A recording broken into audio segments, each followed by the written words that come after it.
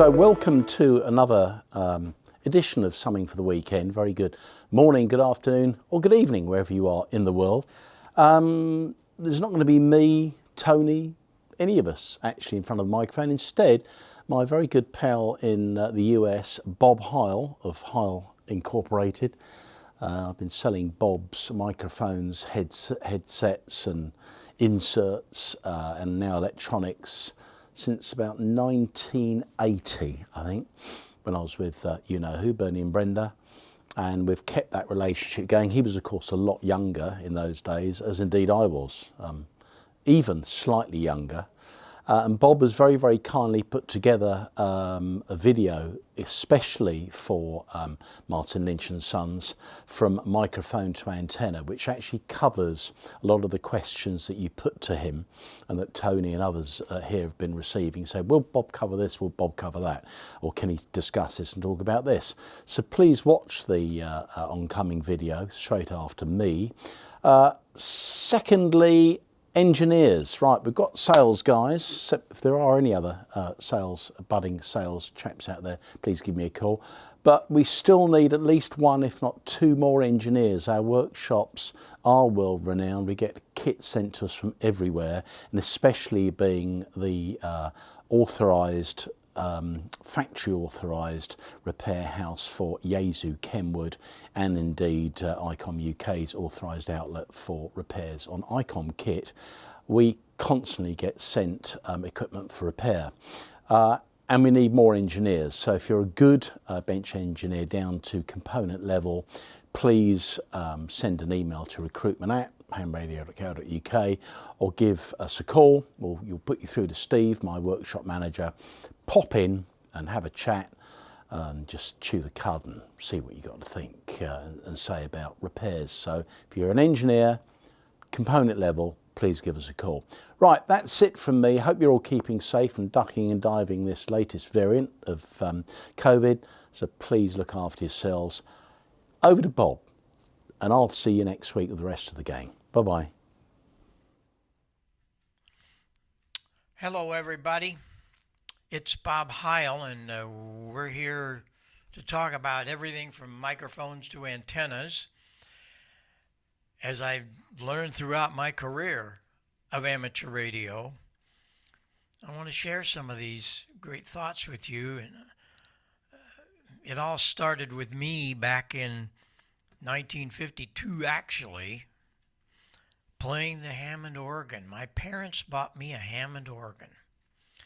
And across the street from where I was taking my lessons was Walter Ash Radio in St. Louis. And my organ career really went full throttle. I became the organist at the Fox Theater in St. Louis, voicing and tuning thousands of pipes. But I learned to listen doing all that. Listening is a very interesting part of your life. Hearing, you just hear. Listening, you dissect everything. We'll get into that a little bit. But went back to Walter Ash when I got my license in 1956. Bought a Harvey Wells SX99 RME converter. I was a technician for 17 years. I didn't need the lower frequencies because in those times the bands were open 24/7. 6 meters was just wild. Nothing like today. And I was so fortunate. I'd met up a guy on the air a few weeks after I was on. Had a very terrible signal. What is wrong with this guy's audio? I come to find out after I hit the BFO button on my receiver, he was on single sideband on 6 meters in 1956. Come to discover he was one of the very first. He was an engineer at KMOX Radio, CBS in St. Louis. And I would go by to visit him occasionally, and we became really good friends.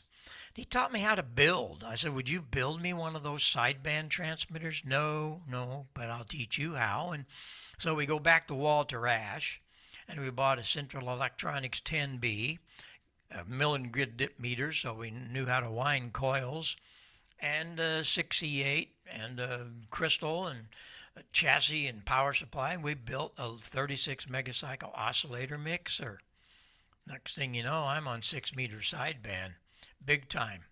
We were one of the first 10 we discovered later on. But I knew we needed bigger antennas. I had a little 3-element on the roof.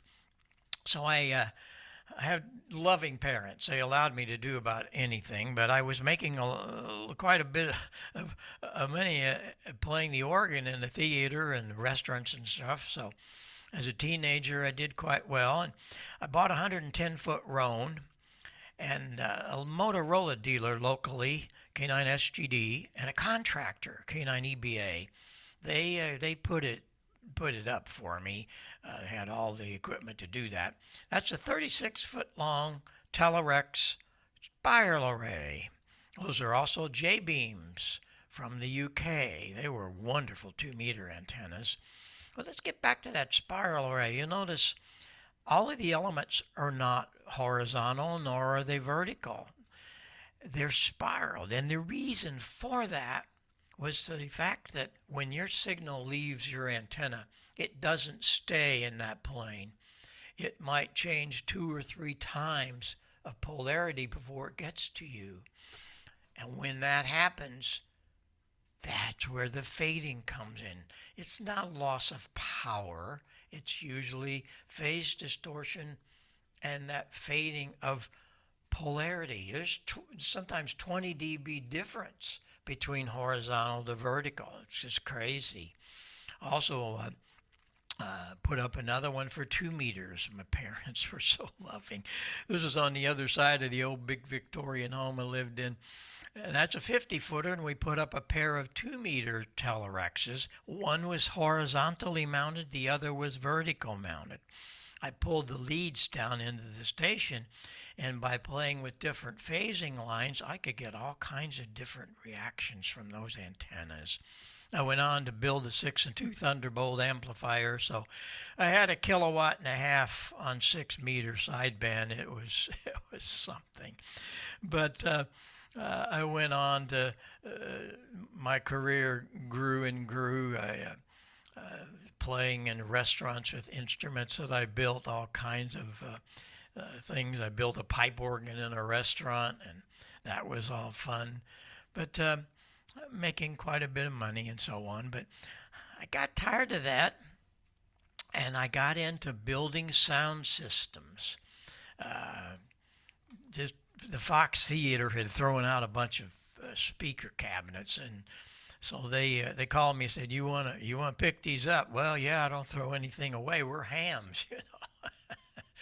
And so I started playing around with these big speakers they had, and really just building a big hi-fi system. But then I thought, wow, a lot of these guys could use some sound system because they only had this little columns in the big theaters. So away we went, building all kinds of things for different artists, and actually then got on to doing a lot of tours. And we're talking some of the biggies in the industry. The Who, Humble Pie, Grateful Dead, Peter Frampton. I built the talk box for Peter and gave it to him as a Christmas present in 1974, and you can talk about the rest of his career from that. But a lot of English bands. I did many of the English bands and all kinds of people. And the Heil Sound become the real masters of sound systems. And so I got a call one day from Paul Klipsch. Paul was the creator of hi-fi, and he called me, wanted to know if he could come and see that kilowatt system. Well, it was 8 kilowatt, believe it or not. He said, "I want to see this thing." So he flew his plane up to me, and all day long, "Well, why did you do that? How come you did that? Where'd you learn to do all of this?" That was the interesting part. I learned it from ham radio. Ham radio, did you go to college? Nope. Hardly made it through high school. And he said, "Well, you learned this from ham radio?" Yes, and that was a question that came about with all the arenas. We were out there for 12, 13 years on the road from the UK to Australia doing all these groups, and usually it was doing the engineer, audio engineer, or the electrician. Where'd you learn to do all this? Because they hadn't seen or heard anything like this. Heil sound was really the beginning of all this. And so Paul came, he asking me all these questions. So he put me in his plane the next day, took me back down to his place in Hope, Arkansas. He had a lab in the old telephone exchange building there, and so much was learned that day. And well, I was there for several days. There's a picture of one of his corner horns that he built in plexiglass. You could see how it was made. Became a really good friend over the years. But he guided me to the early telephone systems. He said, Heil, you got to be taking these notes. And boy, did I. I had pages and pages of those few days that I was with him in Hope.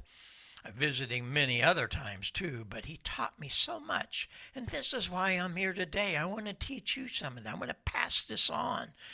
It was difficult for me. I had to go to the library. Remember, I hardly made it through high school. I wasn't much of a book reader. But you guys and gals can go to Google and find out, and I want you to do that. You want to find out about the early telephone system because it didn't work very well. What do you mean it didn't work very well? Well, when they put it together, here's a great demonstration of what happened. I have a parametric equalizer in the mixer here, and I'm only going to, right now it's flat, I'm only going to take out 2.5K. We're just going to take it out. Down it goes. What happened? What happened to my audio? Got kind of mushy, didn't it? Yes, it did. Well, that's what happened to this telephone system. They couldn't figure out why it wasn't articulate. Let me get that back. Okay. You don't want to listen to that all day. But here was the deal. They didn't know what exactly was going on because when they put this all together, they had put relay stations every 500 miles across America to bring the level up, bring the audio up. Hey, should be flat, right? Well, it wasn't, as you just heard. What happened? Well, they put 4,000 scientists on this project. That's how many scientists were at Bell Labs. This was a big deal. They had to get this system working. What was the problem? The two lead scientists were two guys by the name of Dr.Harvey, Fletcher, and Weldin, Munson, and I sure hope a lot of you know about Dr. Fletcher and Dr. Munson. They discovered our ears. We do not hear flat, and we have problems. You notice at the top of that graph, at 110 dB, gosh, it's almost flat. Yeah, okay. Well, yeah, but what about down here where you're listening today? Are you listening to your radio or music down at 10 or 20, 30 dB level? Look, it looks like a ride at Disneyland. These are the guys that figured it out. Here's what they figured. This is what they discovered. We had to have maximum speech articulation, and it occurred at where 2.5K, right in between 2 and 3K. That was the magic spot, as I just proved to you. Well, now that they discovered that, what are they going to do? There was nothing like equalization. The word had really not been invented in the audio world, but they had to do something. So they did a rare form of equalization with low-pass and high-pass filters. You take that high pass.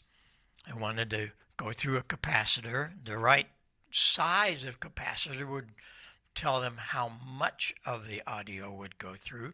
If they wanted to roll off the base, a certain resistor would take it to ground. The low-pass filter was the reverse of that. Well, this was a miracle. They were able to get the telephone system really working and working well, as you're hearing here. It was very articulate, 2.5K, the F and an S, and a P and a B. These are all very apparent. But if you don't have the right 2.5 in there, I'm going to take that out and do it again. Here's the F and the S and the P and the B. It's very hard to distinguish those. I'm only turning one thing. Here it goes, 2.5K. There it is, right there. Your ear will tell you when you're there. It's just magic with the human hearing system, and it's something that I never knew about it until Paul Klipser brought it to my attention, and boy, did it change my life, because all of our sound systems were then equalized to that frame, and oh man, things became alive. Well, there was a young man, look how young he was, John Volkmann. He was working at RCA in the 20s, but in 1930, talkies came in, talking movies. And so his job was to go into the motion picture theaters and try to equalize their motion picture playback systems, as did the telephone system. And so what he did was he built this crude looking thing here that I drew up. He had a series of different low pass filters with different resistors, capacitors, same thing with high pass. And he could kind of select which ones he would solder in and firm up. And so now we had some form of equalization. Now here's the exciting part. Maybe not exciting to a lot, but think about it. 1930 to 1967, there was little, if anything, talked about equalization. There was a little bump around 1950 when hi-fi came in, but it was nothing more. The bass and treble control systems was nothing more than a couple of low-pass, high-pass filters like John Volkmann did. In 1967, the Langevin Company came up with the first equalizer. Wow, that was really something. I flew out to California. I wanted to see this because I was really leading the parade in the sound reinforcement business, and I wanted to see because we needed that. And so I was able to see what they were doing, but they were just starting to build mixers, and that was something we really needed, because in my early days, and all of us in early days of sound reinforcement, this is all we had. That little green mixer you see at the bottom, that was it. 6 channels, no EQ. I did Jimi Hendrix. I did Dolly Parton. The list is long on that mixer, and a whole bunch of power amplifiers and those big speakers you saw. But the thing about that is I needed better things. So did the industry. Well, Langevin opened the door. In 1968, they came up with a mixer. It wasn't just rotaries. It was so easy to mix on something like this. And I bought 2 of them. And I had a cabinet maker locally build that console for me. But up in that upper corner of the mixer, you see, just so happened that the photograph, when it was taken, the flash had a little spot on it. What was that? That was a miracle box. Langevin in 1968 brought us the graphic equalizer. Oh my gracious. I can't tell you how astonishing. All of us were, wait a minute. And so it really started a big move with equalization in our sound reinforcement business. Well, I've been on the road for, as I said, 12, 13 years. I got tired of it. And I said, you know, this is crazy. In 1980, all my big acts had started kind of slowing down and not being on tour. And punk rock came in, and I could not work with those people well. Their attitudes were not what I had been used to when dealing with people like we had been. So I got back into radio. But what happened to my great Art Collins audio? Huh? It freaked me out. When I left it 12, 13 years ago, it was great. But here's what I started hearing, and I'm going, wait a minute. What is this? A bunch of bassy stuff. I said, we're not going to put up with that. I said, no. We can't do that. We're going to have to do something different. And so what I did was I started working with equalization. And that was a fun time because nothing had been done really with any kind of equalization in ham radio. The word wasn't apparent. There was no equalization done.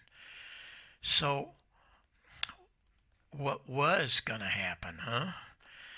Well, when I came back to ham radio, I got on 40 meters each night, and a bunch of us figured it all out, that the frequencies would be what I determined, you know what they were, 2.5K, and so on. And what happened was I built an equalizer.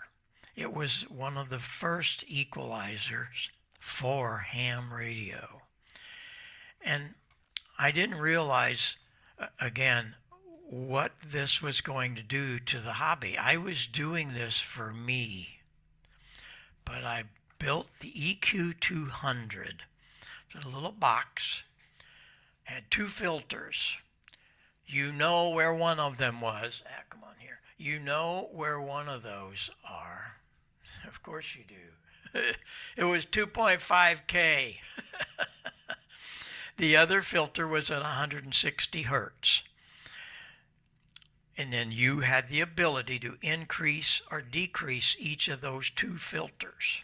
Well, I wrote an article for QST, and it became very popular. They called me back after they got the article and said, this is a revolution. That never happened before. We've never had EQ in ham radio. I didn't know that. I figured probably so because I'd never heard about it. And so it was the lead article, and it got the cover award for July of 1982. And it really did change ham radio, that one little box that I had built. And we started building them. It was the beginning of Heil sound, actually, because I had closed the plant. We had been out of the business, the sound reinforcement and all that. Weren't building anything for that. So here we are, building EQ200s. Because I didn't know what was going to happen. It was just fun for me at the time. I hired back two of my solder gals. They were really great at soldering, and they put all this together, and away we went. Well, we're going to fast forward that to 1999. I get a letter from Dr. Inouye, ICOM, and he had my EQ200, he had a picture of his station, my EQ200 and one of my gold lines. I'm going, whoa, gold line microphones. I'm going, wait a minute. This is the founder of ICOM. I'm thinking of a new radio line, and I like EQ, you did, as he had a picture of my equalizer. And so, from the Pro 1 ICOM, Pro 2, Pro 3, all the way through the line to the great 7610, 7851, 7300, the little great 705 that's just one amazing box. Man, oh man. one amazing little transceiver. I hope all of you have one. If you don't, get it. Yes, it has my equalizer in it. It has everything that the 7300 has. And why I have it is they sent it to me to build an adapter for headphones. Let me see, do I have one here? No, it's over there. Anyway, see, they don't build things. That's really is quite a surprise to many people, but these companies don't build their microphones. Oh, it came in a box. They didn't build it, and they're terrible, every one of them. Well, it's matching. No, it's only painted the same color. It's got the name on it. And so that's why they're turning to me on some of these things, and it's really worked out well. We designed a microphone. He wanted me to do a perfect microphone for ICOM, and so I did. The ICM, it almost spells ICOM, doesn't it? It was commissioned by them. It's incredible. If you have an ICOM, this is your answer. The ICM. It's wonderful. It's not very expensive. Has its own cable connector. You can't plug it. Well, you can plug it in, but it won't work on anything else. Just ICOM. And so we go along with this in 1999, as I told you. Out in 2000 came the Pro 1. Well, the problem with all of that was that people didn't know how to set it. And so we took care of that. I did a whole page on our website. If you haven't been there, I want you to go heilsound.com. Under support, you're going to discover all of the things you need to know. There's probably 50, 60 pages now. But here's the deal. It's so simple when it's explained to you, because the manuals are not very good. They're very hard to read, and they don't tell you much. Here's the deal. First thing you have to do with any radio, check me on this. The first thing when you sit down to your radio, what do? You set the transmitter bandwidth. You have to figure out, what are you going to do? Are you going to do rag chew? Are you going to do DX? Are you going to do net control? Let's do the rag chew. You don't have to worry about the filters. I already did that for you in ICOM. Copy them right into all their transmitters. The bass is at 160 hertz. You're going to notch that. We don't want a lot of bass. Balance is very important here, though, for a nice rag chew. The treble, you're going to do that up to +2 or +3. Of course, we've set the transmitter bandwidth to 100 to 2900. That's the first thing you want to do. Set that bandwidth. Because if you set it real narrow, then things get a little crazy. A lot of transmitters they're only 2.4 wide. But most today we do have 2.9. But here's what happens. Take a listen now. Pay attention here. This is very interesting about the 2.9 stuff. This is K9EID, and we're transmitting at 2.9K with. This is 2.4K, and as you note, it's nice and it's articulate, but the whole bottom end drops out because of the filter network. We'll go back to 2.9. Now this is the 2.9, and it's much smoother, has much more fidelity. You're never going to get that kind of fidelity with a bandwidth that's only 2.4. And that's a problem. Guys will get one of our PR40s or 781s and call me, there's something wrong with this thing. No, you're transmitting at 2.4 because your bandwidth needs to be a little wider. That's so important. But we build elements, elements that sound terrible. I'll tell you that. They're just terrible sounding. But, hey, it puts all of your power where you need it. That's why I did it.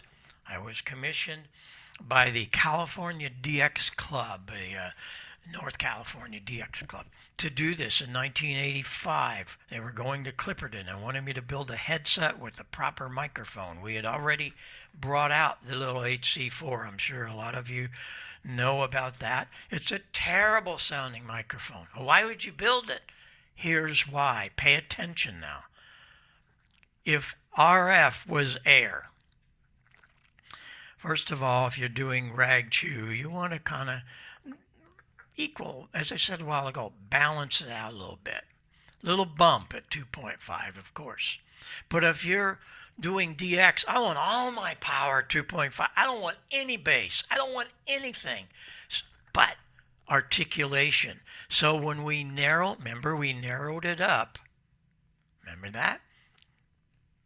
500 to 2500. Well, when you do that and you've opened that 2.5 wide open, look what happens. All of your RF is going to 2.5, and it's going to be very mid-rangey, but it's extremely articulate. So the listeners will know that it's an F and an S. It's canine, E-I-D. Those things are always so important. The essence of sound, the F and the S are also important. But if you don't have any articulation, that's not going to happen. So those are things that we brought to the market with our equalization. Let's talk about that DX thing just a second. Here you go. We've rolled off all of the bass. We punched up all that 2.5, and we've narrowed it 500 to 2500. And so that's why you hear DX stations and they just sound terrible. No, they don't. They're very articulate. But those are some of the histories of the equalization. YAESU came to me a year later. They wanted to do it better. And I said, that'd be fine, Dr. Hasegawa, but you're going to have a problem. What will be the problem? The problem will be education. Why? Because so many people try to read the manual, me being one of them, and I designed it for you, and I don't understand all these silly graphs you have. Tell us how to do it. They don't. So we do on our website, and here it is for you. It's very simple. Parametric equalizers, you vary all the parameters, so you have to be the engineer. You don't have two controls like the ICOM, like the regular two-band that I did, because I figured out what frequencies they were going to be and how wide they were going to be. You have to do it all. You don't have 2 buttons. You don't have 3 buttons. You have 9. You have 9 buttons, and you have to figure out every one of those. Okay, it's very simple. Check it out. We're going to roll off some bass. So let's take that first filter. There's 3 of them in here. We're going to set it at 200. You could set it at 100 if you want. You're going to minus that baby for -3 or 4. Listen to yourself in the monitor with headphones. You'll kind of get what you want. The bandwidth, that's audio bandwidth, is set that at 2. Now what are we going to do with the mids? There's a real strange thing that happens between 600 and 900, a real boxy sound. So we want to get rid of it. We're going to set it at 900 and we're going to minus it 3 or 4 dB. But what are you going to do with the top? Of course, it's going to be 2.5K plus 8, all I can get. And balance all these a little bit. But that's how simple it is. You want to also set the bandwidth up at the top of that page. Set that 200 to 3000. Don't forget. And one other thing that YAESU has, after you do all this, you have to hold in the program button to save it. If you don't save it for 3 seconds or so, it's a computer. None of this works. So just very wonderful things. But it's all there on the site, heilsound.com. Under support. This is a page that we've laid out all of the different things for you, and it's just so very simple. So very simple. I designed a microphone for it also. Hasagawa asked me to do that. The PR71 is without a doubt the best ham radio microphone out there. There is no question. I know, I designed it. It's why I did it. It took me several years to get this right, but it is a marvelous piece. The other one right beside it is the one I'm talking into. Paul Rogers of Bad Company asked me to build this microphone for him so they didn't have to equalize it. And there's a 2.5 rise. You can hear it. I mean, it's so articulate. And that's the PR22. I love the PR22. It's on our lighted base. When you push the push-talk button, it lights up. But all of these settings are there for you, and you want to pay attention to them because they make things happen for you. And all of our microphones have what we call power focus. It's Omni on the front. Joe Walsh was the guy that asked me to do this back in 2006. He wanted a microphone that he didn't have to just stand in front of all the time. You know, you see these guys with all their ball microphones. And they can't move. Because if they do, you know what happens. It's either, yeah, here, I'll prove this to you. You'll see what I'm talking about. Every microphone you can grab, if you move it, it's gone. That's why they all have to be here. Well, Joe wanted a microphone that he could move around. Check this out. Yeah. But there it is, 90 degrees off. 90 degrees this way. 180 degrees and it's still with you. Aha. So all the broadcasters and entertainers, they all got hip to what Heil Sound was doing pretty quick. And we did things that nobody else was doing. And even today, it's just not happening. And I'm really, really blessed that ham radio, my theater organ, all being able to listen and understand things brought us to this point. We brought in things I learned from those 4,000 scientists with power focus. So important. And then we got into things. Joe wanted me to building a microphone that didn't have any it did have a lot of rear rejection. Because microphones don't have rear rejection. They pick up the whole room. And so Joe said, build us one that we can. Well, the only way I knew how to do that would be to do some phasing. Wait a minute. What are we talking about now? We're talking about a whole different ball game, Heil. We're talking about phasing. Yeah, that is true. Phasing is wonderful, and yet we don't hear enough about it. It really bugs me that it's the basis of all ham radio. It's how our antennas work. It's how our microphones and audio. What happens if some guy jumps on your frequency and you hit the notch filter and he's gone? How's that work? It takes his signal out of phase and bingo, he's gone. Well, how come we don't hear about this? That's why I'm here. I want you to understand, I am only here to help you learn things that I learned years ago from the great Paul Klipsch and 4,000 scientists. I still go in and read a lot of their stuff. I have a wonderful demo. You'll probably never forget this. I hope you don't. I'm going to unplug this microphone. I have a Y cord I'm going to put in here.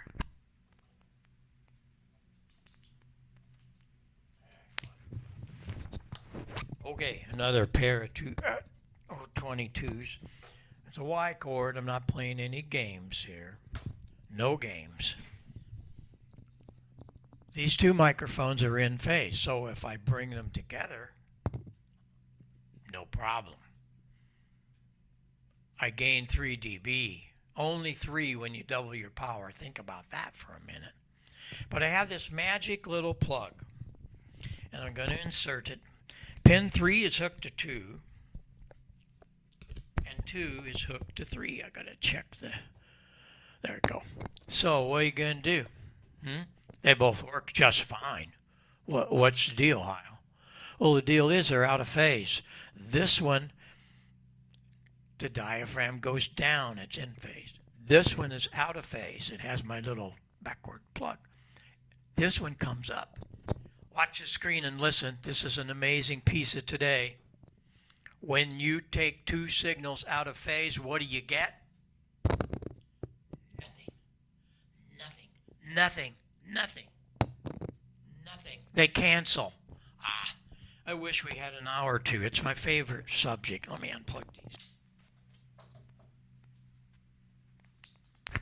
It is my favorite subject because everything we do is really kind of based on that. Joe wanted me to build him a microphone that he could get rid of rear ejection. Check this out. Might as well have a red one. We have a custom shop that can do any kind of figure finish.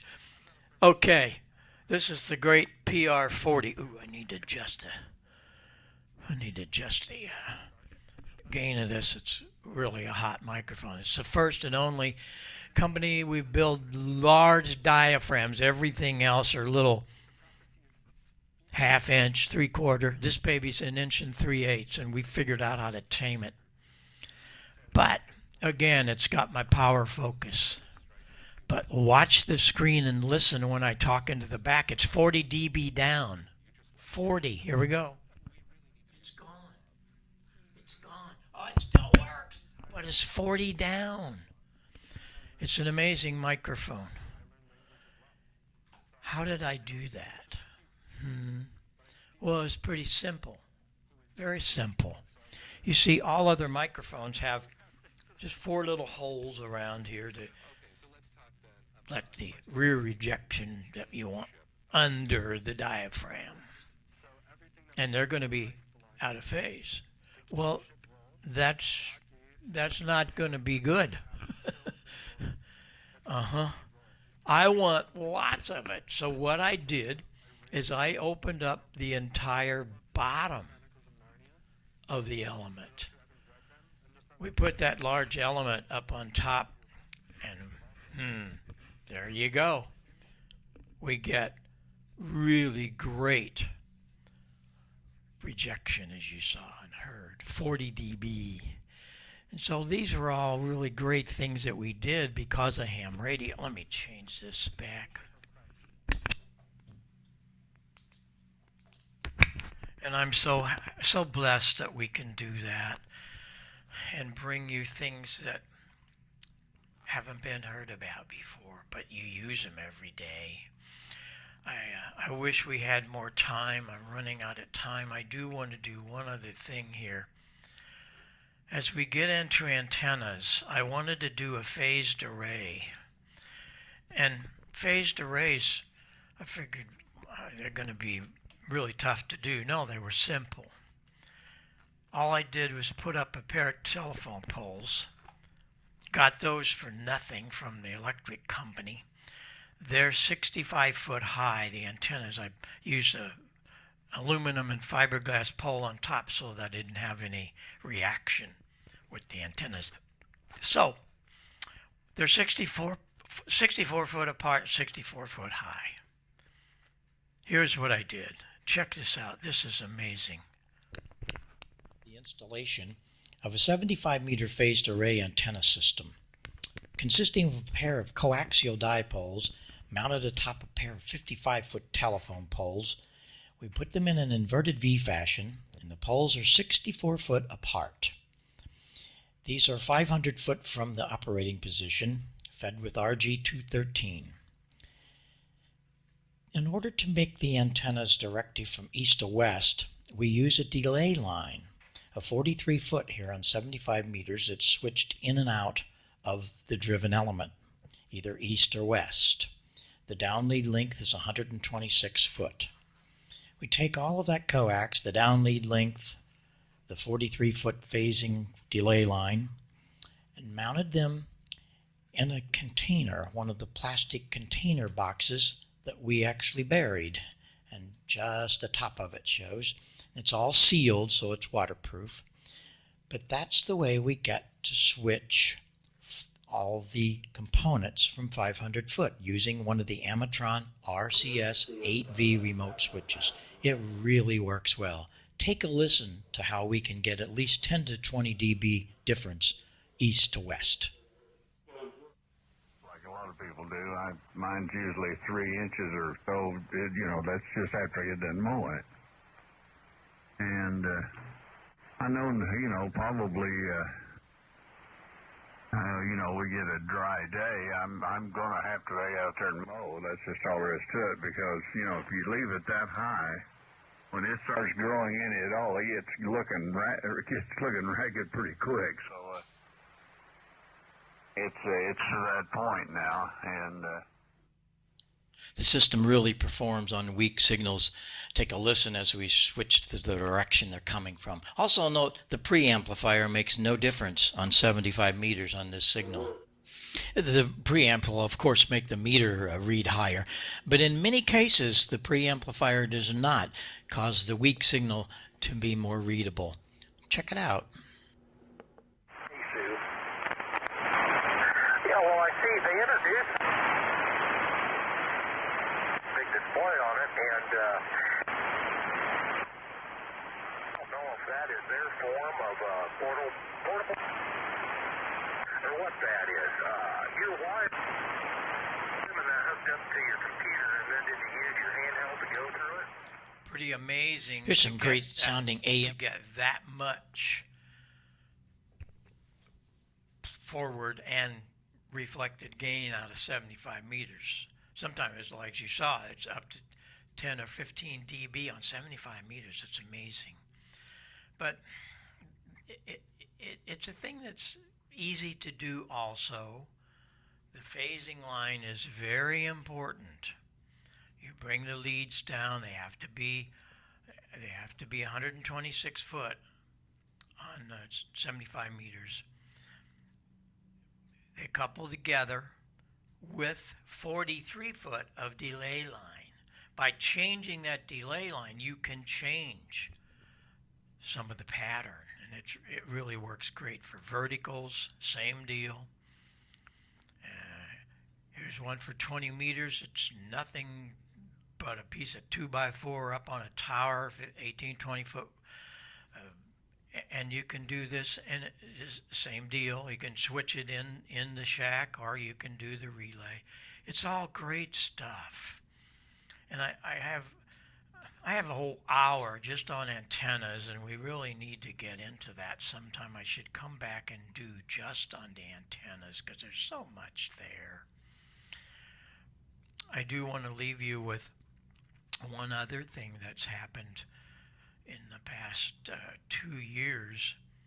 I really working for the companies. You got to understand, I'm on the inside of these, the big three, but their receivers have very poor audio of the receiver. And when I tell them that, they go, "What are you talking about?" And so I did something about it. There's all kinds of speakers and little junky things that, oh, this is great and this is it. Yeah, no. Or this is matching. I like that matching word. Painted the same colors, the only matching. So I did something about it. I borrowed things from my wonderful mentor, Paul Klipsch. He'd be very proud of me today. I built the perfect speaker for ham radio and also computers and televisions. Amazing amount of stuff is going to TVs today. Look at that speaker, how big it is, number one. Took it out into free air, and I did a free air cone resonance. That's how you figure out what the resonance of that cone is in that speaker. Then you build the cabinet to meet that. That's the important part. And the amplifier on the back panel, it's not 1 or 2 or 3. It's 25 watts. And you're going to say, why do you need that much power? You don't. Other than you need headroom. And that's the key. You will not have any distortion. That amplifier is 25 watts at 0.1%. That's hi-fi level. Has balanced line input. There again, I don't want any RF going into that baby, and so there you are. And so I then had to build the equalizer. What are you going to do here? Well, of course, we're going to be able to do whatever we need, but one of those needs is going to be a parametric so that we can change the parameters. That's the key. That's where the word parametric comes from. You can change the parameters. You are the engineer. And so what we want to do is we want to play with some really cool things. Let me switch this for you. First of all, I had a lot of people ask me about, hey, build us a good headphone amp. There aren't any good there's headphone amps, but they're garbage. This thing is amazing. It has 2 headphone amps. They're separate line amps. They're not just wired together like most. So you can have a logger, you can have an operator, or you can have left side headphone speaker, right side headphone speaker. So if you have a hearing imbalance, there you go. There's another line amplifier. It's record out. It's not just wide out to the back like some do. It gives you beautiful audio out of your computer, into your computer. And it just, one of those things that it just doesn't happen. I got to do something here. It just doesn't happen for me unless it's really right. And so we're really happening with equalization here. I have 3 bands. The high band is at 6K plus or minus, okay? The low is at 160 plus or minus. And the mid, you know what happens here. It's parametric. So we have a gain control. We're going to set that and leave it. And then we have a variable. This baby's from 400 to 4,000. I have some audio that I recorded out of the 7851. There's the way you hear it. Echo India 8 Bravo, Lima Bravo. There's the way you hear it. For Again. Sierra, Germany. There's the way you hear it. From Ireland. Name is Lima, India, Alpha Mike, over. There's the way you hear it. Echo India 8 Bravo, Lima Bravo. EI8LB calling in by. And so I don't think you you have any argument here. Wait a minute, I need that. Yes, you do. And I'm so happy that so many guys and gals send me emails about I gave them their radio back and their television back. And it's all because of what I learned from those 4,000 scientists. And I do hope that you'll pay attention to some of that stuff on our website. There's so much more. Also, you want to pick up a copy of my handbook. I didn't write it, I compiled it.